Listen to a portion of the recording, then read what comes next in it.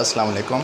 अब हम लेक्चर की सीरीज़ शुरू करने लगे हैं और उस सिलसिले में chapter number 10 simple harmonic motion and waves chapter का नाम है और लेक्चर नंबर 1 है वाइब्रेटरी मोशन क्या होती है।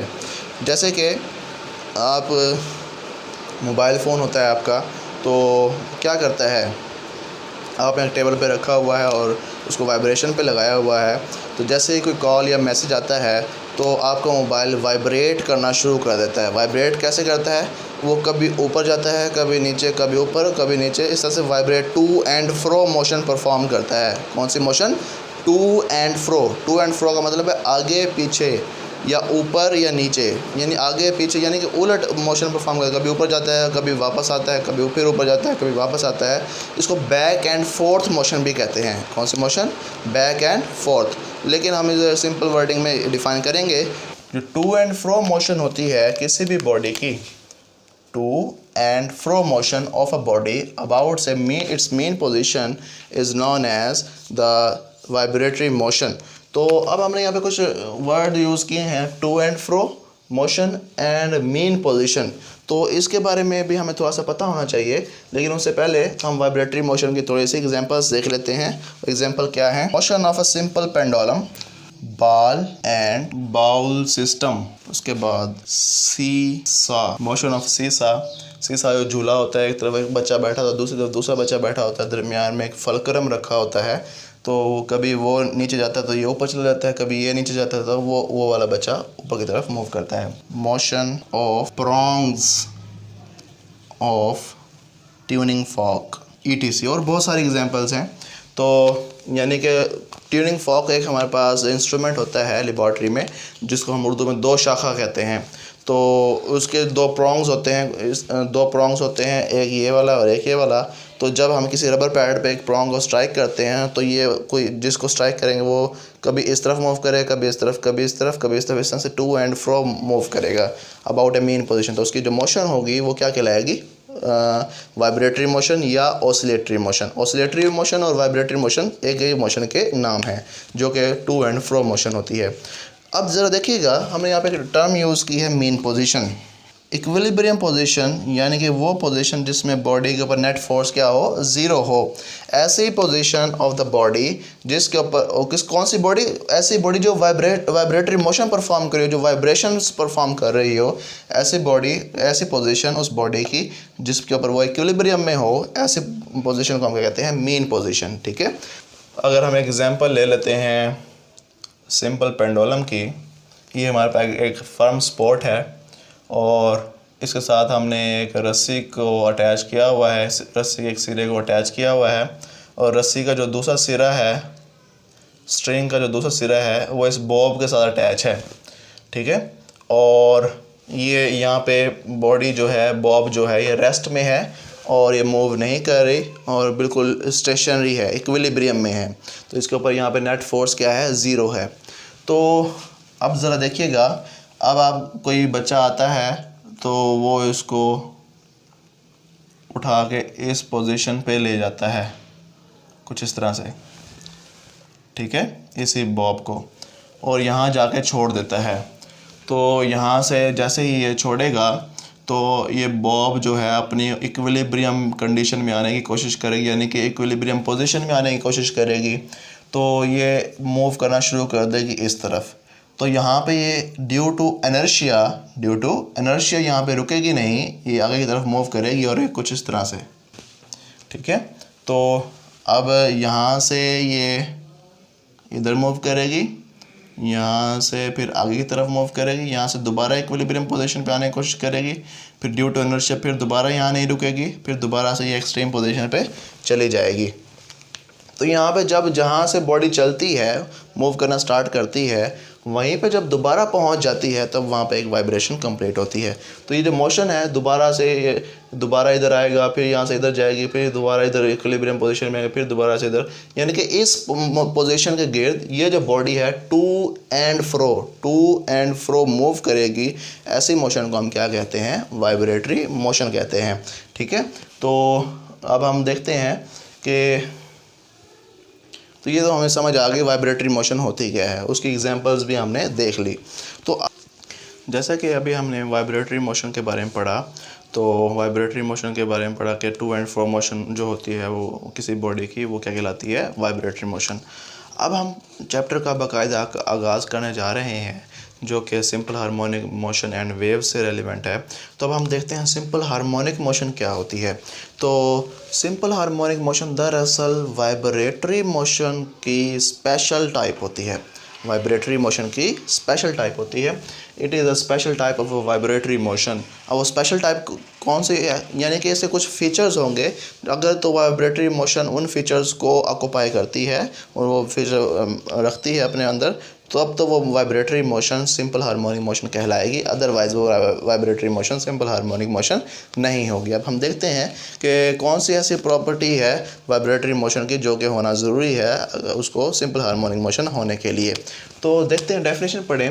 ए वाइब्रेटरी मोशन, ऐसी वाइब्रेटरी मोशन इन विच जिसमें नेट फोर्स और एक्सेलरेशन, इसमें नेट फोर्स और acceleration is directly proportional to the displacement, जो कि क्या हो, डायरेक्टली प्रोपोर्शनल होने चाहिए किसके, डिस्प्लेसमेंट के। क्या, नेट फोर्स एंड एक्सेलरेशन दोनों क्या होने चाहिए, डायरेक्टली प्रोपोर्शनल होने चाहिए किसके, डिस्प्लेसमेंट के।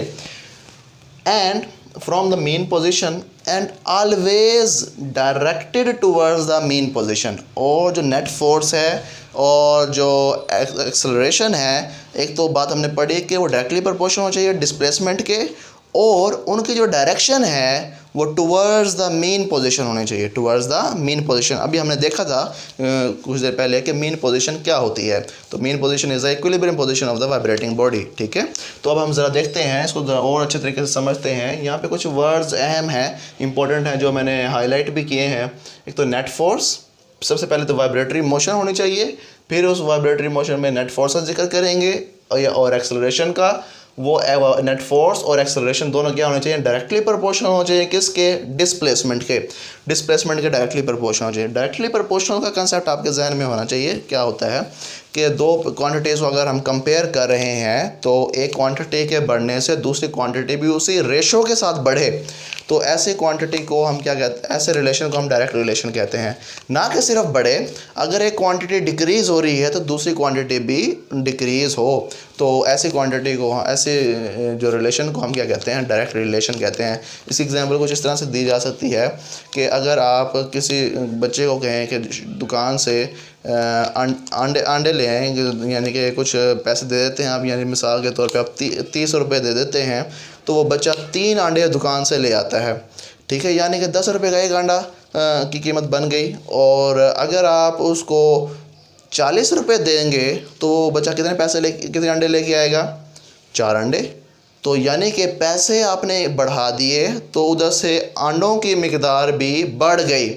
और अगर उसको 10 रुपये देते तो वो कितने अंडे लेके आएगा बच्चा, वो एक ही अंडा लेके आएगा। तो आपने पैसे कम कर दिए तो अंडों की मिकदार भी कम हो गई, यानी कि एक क्वांटिटी के बढ़ने से दूसरी क्वांटिटी भी बढ़ जाती है और एक क्वांटिटी के कम होने से दूसरी क्वांटिटी भी कम हो जाती है। ऐसे रिलेशन को हम क्या कहते हैं, डायरेक्ट रिलेशन कहते हैं।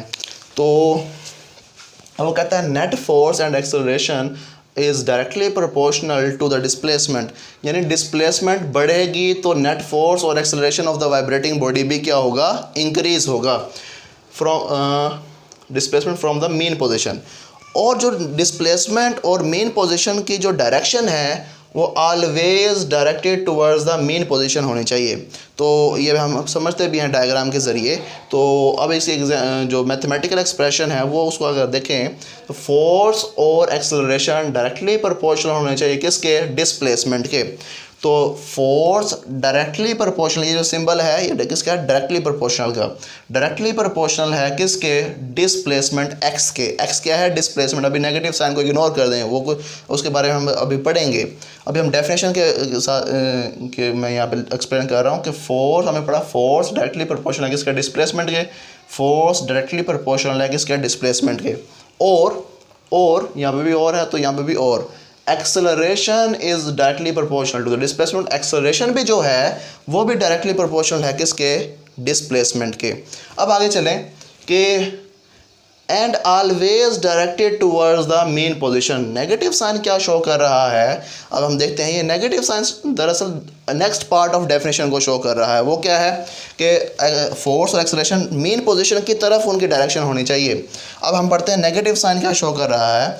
Negative sign shows the net force and acceleration both are opposite to the displacement and always directed towards the mean position। displacement के opposite होंगे और मेन पोजीशन के हमेशा डायरेक्शन में होंगे। तो यानी कि पता क्या चला, वेयर नेगेटिव साइन शोज, ये जो नेगेटिव साइन जो हमने लगाए हैं ये क्या शो करते हैं, net force and acceleration, net force और acceleration both are always directed towards the mean position. दोनों क्या है, किस तरफ उनकी डायरेक्शन होती है, दोनों की डायरेक्शन हमेशा किस तरफ होगी, मेन पोजीशन की तरफ होगी, यानी कि इक्विलिब्रियम पोजीशन की तरफ होगी।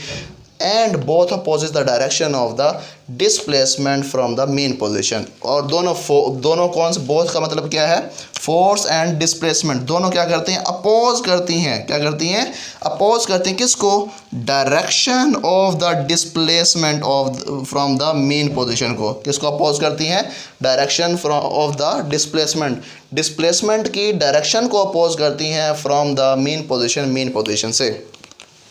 तो ये हमने डेफिनेशन लिखी है सिंपल हार्मोनिक मोशन की।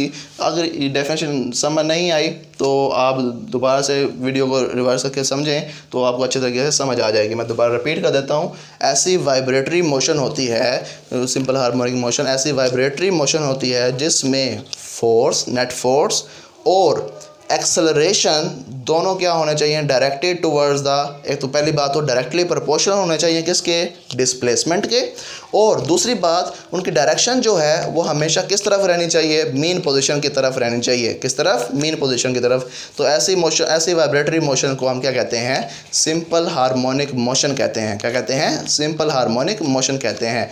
तो फिर हमने उसकी एक्सप्रेशन देखी, F directly proportional to minus x, a directly proportional to the minus x.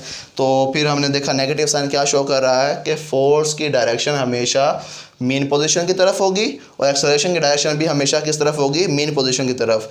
या इसको हम इस तरह कह सकते हैं कि फोर्स की डायरेक्शन हमेशा डिस्प्लेसमेंट की डायरेक्शन के उलट होगी और एक्सेलरेशन की डायरेक्शन हमेशा डिस्प्लेसमेंट की डायरेक्शन से हमेशा उलट होगी। तो ये जो दो प्रॉपर्टीज़ हैं, अगर ये कोई वाइब्रेटरी मोशन ऑक्यूपाई करती है तो उस वाइब्रेटरी मोशन को हम क्या कहते हैं, सिंपल हार्मोनिक मोशन कहते हैं। तो अब ये हमने एक डायग्राम बनाई है, तो ज़रा देखिएगा।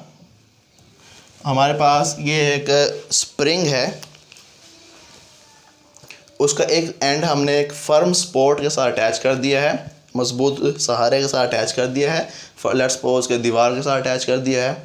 और ये जो मैस है, दूसरा एंड जो स्प्रिंग का है वो इस मैस एम के साथ अटैच कर दिया है, ठीक है।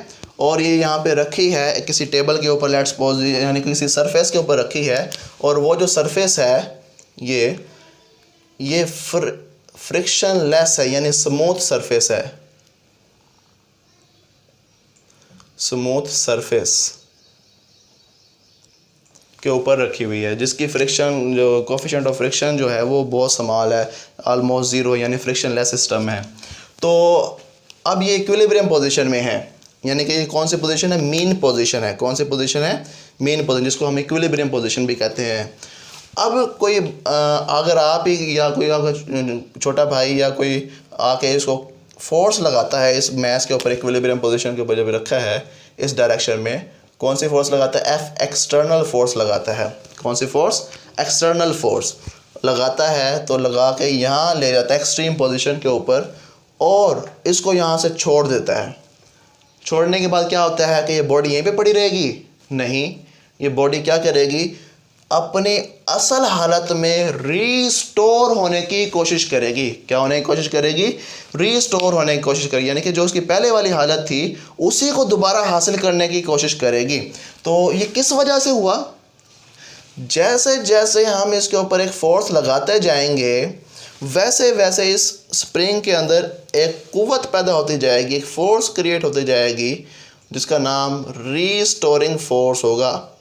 जिसका नाम क्या होगा, रीस्टोरिंग फोर्स। और उसको एफ से रिप्रेजेंट करेंगे। किससे रिप्रेजेंट करेंगे, एफ से रिप्रेजेंट करेंगे। ये जो फोर्स है ये कौन सी फोर्स है, रीस्टोरिंग फोर्स। और ये कौन सी फोर्स थी? ये एक्सटर्नल फोर्स। कौन सी फोर्स है? External force.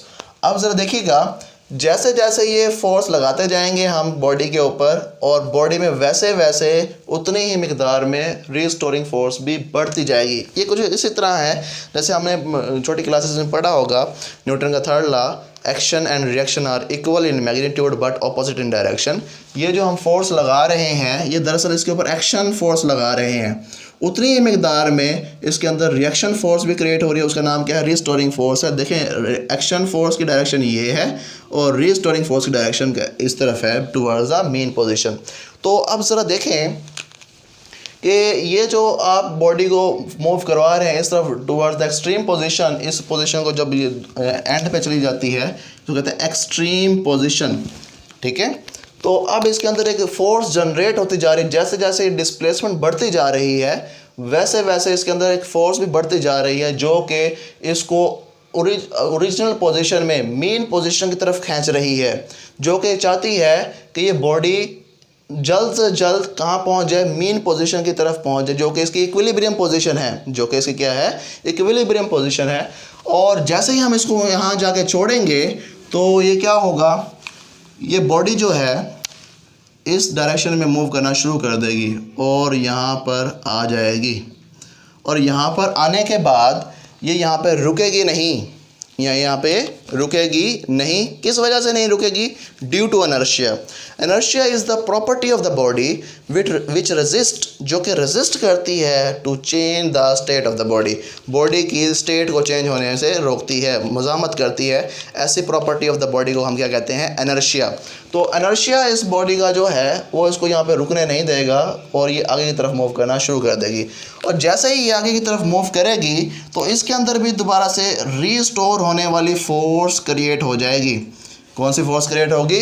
रीस्टोर होने को, यानी कि ये इधर जाएगी तो यहाँ पे रुकेगी नहीं, तो ये आगे की तरफ चली जाएगी ड्यू टू इनर्शिया। तो जैसे ही आगे जाएगी, क्योंकि इसकी इक्विलिब्रियम तो पोजीशन तो पीछे रह गई है, तो ये जो दूसरी जो रिस्टोरिंग फोर्स है ये भी इसको अपोज कर, इसको पुश करेगी कि भाई आप इधर इक्विलिब्रियम पोजीशन तो आपके पीछे की तरफ रह गई है, तो आप उस तरफ चल जाएं वापस, तो आप इधर ना आएँ। तो फिर क्या होगा?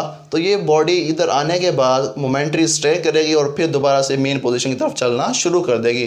फिर दोबारा से क्या होगा? मेन पोजीशन में पहुंचेगी, दोबारा नहीं रुकेगी, क्योंकि इनर्शिया है इस बॉडी के पास। Inertia is the property of the body which resist to change the state of the body.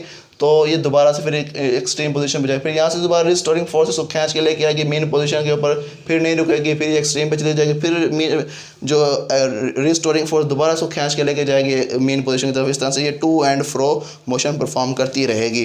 तो अब ज़रा देखिएगा कि अब हम बात कर लेते हैं इन रिलेशंस की, कि फोर्स जो है हमेशा डायरेक्टली प्रोपोर्शनल है किसका? डिस्प्लेसमेंट के, और directed towards the mean position है। तो ज़रा देखिएगा, ये जो फोर्स की जो बात हमने की है ये दरअसल रिस्टोरिंग फोर्स है। ये कौन सी फोर्स है? रिस्टोरिंग फोर्स है। ये एक्सटर्नल फोर्स नहीं है। ये क्या नहीं है? एक्सटर्नल फोर्स नहीं है, ये रिस्टोरिंग फोर्स है, जिसको हमने F से रिप्रेजेंट किया है। एक्सटर्नल फोर्स को जो अप्लाइड फोर्स है वो FEXT यानी F फोर्स एक्सटर्नल से रिप्रेजेंट किया है। तो ये कौन सा F? तो F कौन सी फोर्स है? रीस्टोरिंग फोर्स है, ठीक है। तो रीस्टोरिंग फोर्स के बारे में बात की जा रही है।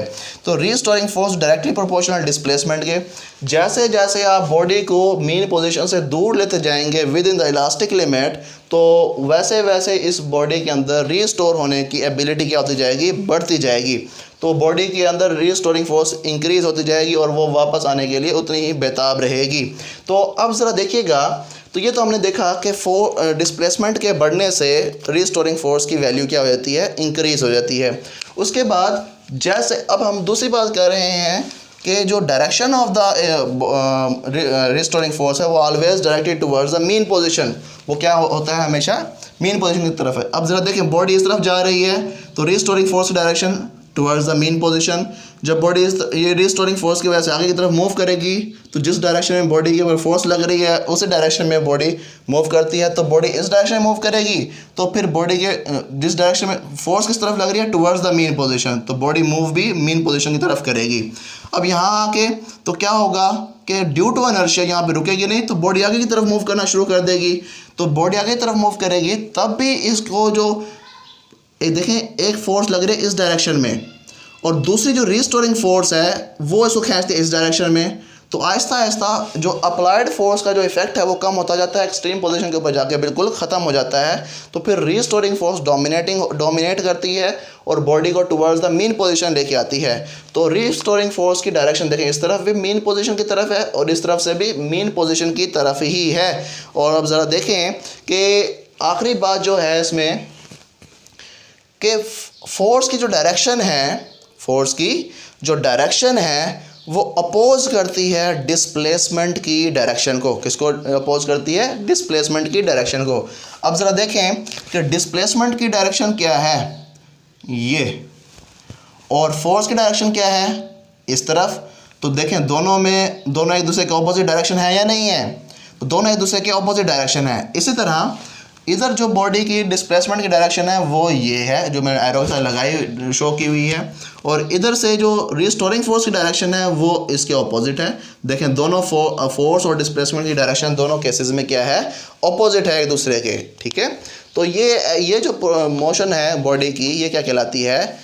सिंपल हार्मोनिक मोशन कहलाती है। अभी हमने बात की है फोर्स की बात करने के साथ साथ अब हम देखते हैं एक्सेलरेशन को। अब न्यूटन का सेकंड लॉ क्या कहता है कि जिस डायरेक्शन में बॉडी के ऊपर फोर्स लगती है, उसी डायरेक्शन में बॉडी में एक्सेलरेशन प्रोड्यूस होता है। यानी कि पता क्या चला कि जो डायरेक्शन फोर्स की है वही डायरेक्शन किसकी होगी? एक्सेलरेशन की होगी। तो ज़रा देखिएगा, तो जिस डायरेक्शन में फोर्स है, यानी फोर्स किस तरफ है? Towards the mean position. तो वैसे ही एक्सेलरेशन भी क्या होगा? टुवर्ड्स द मेन पोजीशन होगा। अब यहाँ देखें एक्सेलरेशन, फोर्स की डायरेक्शन क्या है? Towards the mean position. वैसे एक्सेलरेशन की डायरेक्शन भी क्या होगी? टुवर्ड्स द मेन पोजीशन ही होगी। तो ये हमने सिंपल हार्मोनिक मोशन की डेफिनेशन को समझा अच्छे तरीके से। अब हम कुछ पैरामीटर्स हैं जो कि हम स्टडी करते हैं डिफरेंट पोजीशंस के ऊपर। तो अब ज़रा देखिएगा कि जो हमारी डिस्प्लेसमेंट है एट द मेन पोजीशन वो क्या है? ज़ीरो। ठीक है, तो डिस्प्लेसमेंट ज़ीरो है। अब यहाँ पे बॉडी अगर रखी थी तो ना बॉडी इस तरफ जा रही थी ना इस तरफ जा रही थी, तो बॉडी के ऊपर लगने वाली फोर्स भी क्या थी? ज़ीरो थी। ठीक है, बॉडी के ऊपर लगने वाली फोर्स भी क्या थी? ज़ीरो थी। तो जब फोर्स ज़ीरो होगी तो फोर्स की जब बॉडी में एक्सेलरेशन जब प्रोड्यूस होता है वो किस वजह से प्रोड्यूस होता है? नेट फोर्स की वजह से। किस वजह से? नेट फोर्स की वजह से। जब फोर्स की वैल्यू हुई मेन पोजीशन के ऊपर ज़ीरो है तो उसके ऊपर बॉडी के ऊपर फोर्स ही नहीं लग रही, तो एक्सेलरेशन भी प्रोड्यूस नहीं होगा। तो एक्सेलरेशन भी क्या रहेगा? ज़ीरो रहेगा। डिस्प्लेसमेंट भी ज़ीरो, फोर्स भी ज़ीरो और एक्सेलरेशन भी ज़ीरो। तो अब ज़रा देखो कि जब ये बॉडी मूव करके इस मेन पोजीशन पे आती है तो बॉडी की वेलोसिटी जो होती है वो इंक्रीज़ होती है, वो मैक्सिमम होती है। क्या होती है? मैक्सिमम। जब बॉडी मेन पोजीशन पे मूव करके मेन पोजीशन तक पहुंचती है तो बॉडी की वेलोसिटी क्या हो जाती है? मैक्सिमम हो चुकी होती है। तो मेन पोजीशन के ऊपर वेलोसिटी ऑफ द बॉडी क्या है? मैक्सिमम। और अब क्योंकि वेलोसिटी ऑफ द बॉडी क्या है? मैक्सिमम हो गई है मेन पोजीशन के ऊपर, तो kinetic energy of the body क्या होगी? 1/2 mv²। तो जब वेलोसिटी मैक्सिमम तो काइनेटिक एनर्जी भी क्या होगी? मैक्सिमम। तो हम लिख देते हैं वेलोसिटी अगर मैक्सिमम है तो काइनेटिक एनर्जी भी क्या होगी? मैक्सिमम होगी। तो वेलोसिटी मैक्सिमम होने की वजह से काइनेटिक एनर्जी मैक्सिमम। और पोटेंशियल एनर्जी क्या हो जाएगी? ज़ीरो। पोटेंशियल एनर्जी क्या हो जाएगी? ज़ीरो। अब आपकी बुक में तो नहीं है, वैसे फार्मूला होता है पोटेंशियल एनर्जी का कि 1/2 kx²। 1/2 kx²। तो जो कि x की वैल्यू है यहाँ पे मेन पोजीशन के ऊपर क्या है? ज़ीरो। तो यहाँ पे ज़ीरो पुट करेंगे तो फिर अगर x की वैल्यू ज़ीरो पुट कर दें तो पोटेंशियल एनर्जी जो है वो क्या हो जाएगी? ज़ीरो हो जाएगी। तो एट मेन पोजीशन हमने कुछ रिलेशंस देखे, कुछ पैरामीटर्स देखे हैं कि डिस्प्लेसमेंट ज़ीरो, डिस्प्लेसमेंट के ज़ीरो होने की वजह से फोर्स ज़ीरो, फोर्स के ज़ीरो होने की वजह से एक्सेलरेशन ज़ीरो, एक्सेलरेशन ज़ीरो। तो फिर हम देखते हैं कि बॉडी की velocity at the mean position maximum होती है। वेलोसिटी के मैक्सिमम होने की वजह से काइनेटिक एनर्जी मैक्सिमम, क्योंकि डिस्प्लेसमेंट ज़ीरो है तो potential energy of the body भी क्या हो जाएगी? Zero at the mean position. इसी तरह एक्सट्रीम पोजीशन के ऊपर अगर हम देखें तो जो कंडीशन इधर होंगी वही सेम कंडीशन इधर भी होंगी, दोनों एक्सट्रीम पोजीशंस के ऊपर। तो ज़रा देखिएगा, जब डिस्प्लेसमेंट एक्सट्रीम पोजीशन के ऊपर क्या हो जाता है, मैक्सिमम डिस्प्लेसमेंट क्या हो जाता है, मैक्सिमम। अब ज़रा देखिए, जो यहाँ पे चीज़ें मिनिमम है, ज़ीरो है, वहाँ जाके मैक्सिमम, जो यहाँ पे मैक्सिमम वहाँ जाके क्या हो जाएंगे, ज़ीरो। तो अब ज़रा देखो कि जब x डिस्प्लेसमेंट ज़ीरो है तो इधर डिस्प्लेसमेंट क्या हो गया, मैक्सिमम, क्योंकि बॉडी इधर से मेन पोजीशन से उठ के इधर आ गई एक्सट्रीम पोजीशन पे, तो उसने कुछ फासला डिस्प्लेसमेंट कवर की है, तो we lost displacement maximum. Displacement के मैक्सिमम होने की वजह से फोर्स मैक्सिमम, फोर्स का भी फार्मूला होता है, वो मैं बता देता हूँ। फोर्स जो होती है वो 1/2 kx के बराबर होती है। किसके बराबर होती है, kx। अब देखो ये था k 1/2 kx square, potential energy क्या है, 1/2 kx स्क्वायर, और फोर्स क्या होती है 1/2 kx, इसके ऊपर स्क्वायर नहीं आता, ठीक है। तो इसका फार्मूला है 1/2 kx और इसका फार्मूला है 1/2 kx स्क्वायर। तो इधर भी क्योंकि डिस्प्लेसमेंट मैक्सिमम है, डिस्प्लेसमेंट क्या है, मैक्सिमम, तो फोर्स भी मैक्सिमम हो जाएगी, तो फोर्स भी मैक्सिमम। जब बॉडी के ऊपर फोर्स मैक्सिमम लगेगी तो बॉडी में एक्सेलरेशन भी क्या प्रोड्यूस होगा, मैक्सिमम प्रोड्यूस होगा, ठीक है। तो अब बॉडी जो वाइब्रेटरी मोशन परफॉर्म कर रही होती है या ऑसिलेटरी मोशन परफॉर्म कर रही होती है, तो मेन पोजीशन के ऊपर उसकी वेलोसिटी क्या होती है, मैक्सिमम, एक्सट्रीम पोजीशन पे ज़ीरो, इस एक्सट्रीम पोजीशन के ऊपर भी ज़ीरो, फिर मीन पे मैक्सिमम, फिर एक्सट्रीम पे ज़ीरो, फिर मीन पे मैक्सिमम, फिर एक्सट्रीम पे ज़ीरो। तो पता क्या चला कि एक्सट्रीम पोजीशन के ऊपर जाके बॉडी जो होती है वो मोमेंट्री स्टे करती है, एक लम्हाती तौर पे रुकती है, वहाँ पे रुकने की वजह से बॉडी रेस्ट में आ जाती है और बॉडी का जो वेलोसिटी होती है वो क्या हो जाती है, ज़ीरो। तो एक्सेलरेशन की वजह eight extreme position velocity of the body is zero, velocity zero होने की वजह से kinetic energy of the body भी क्या हो जाती है, ज़ीरो, क्योंकि हाफ एम वी स्क्वायर का फार्मूला होता है काइनेटिक एनर्जी का, जब वेलोसिटी ज़ीरो तो काइनेटिक एनर्जी भी ज़ीरो। अब देखो ज़रा कि पोटेंशियल एनर्जी का क्या रुझान रहेगा, 1/2 kx स्क्वायर। जब डिस्प्लेसमेंट मैक्सिमम तो पोटेंशियल एनर्जी भी क्या हो जाएगी, मैक्सिमम हो जाएगी। तो डिस्प्लेसमेंट मैक्सिमम तो पोटेंशियल एनर्जी भी की वैल्यू भी क्या हो जाएगी, मैक्सिमम हो जाएगी, ठीक है। तो ये सारी बातें आपको समझ आ गई। अब यहाँ पे वेरी इंपॉर्टेंट बात बताने लगा हूँ कि ज़रा देखिएगा, मेन पोजीशन के ऊपर काइनेटिक एनर्जी मैक्सिमम और पोटेंशियल एनर्जी मिनिमम, और एक्सट्रीम पोजीशन के ऊपर काइनेटिक एनर्जी मिनिमम यानी ज़ीरो और पोटेंशियल एनर्जी क्या, मैक्सिमम। यानी कि जो चीज़ इधर मैक्सिमम है उधर जाके ज़ीरो, जो चीज़ इधर ज़ीरो है उधर जाके मैक्सिमम। तो पता क्या चला कि काइनेटिक एनर्जी कन्वर्ट हो जाती है किस में, पोटेंशियल एनर्जी में, और इधर से पोटेंशियल एनर्जी जब वापस बॉडी आती है मेन पोजीशन की तरफ तो पोटेंशियल एनर्जी कन्वर्ट हो जाती है किस में, काइनेटिक एनर्जी में। तो लेकिन यहाँ पे एक अहम बात क्या है, ये तो हमने देखा काइनेटिक एनर्जी भी चेंज हो रही है और पोटेंशियल एनर्जी भी चेंज हो रही है टाइम के गुजरने के साथ साथ। तो पता क्या चला कि टोटल एनर्जी जो होती है बॉडी की वो बराबर होती है kinetic energy plus potential energy के।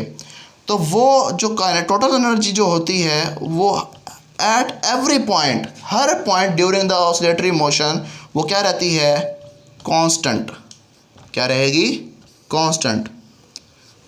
तो ये हमने जनरल सा ओवरव्यू पढ़ा किसका, ऑसिलेटरी अपना सिंपल हार्मोनिक मोशन का। तो इसके बाद जो क्वेश्चन आएगा वो हम इंशाल्लाह नेक्स्ट वीडियो में स्टडी करेंगे, जो कि इम्पोर्टेंट लॉन्ग क्वेश्चन है इस चैप्टर का।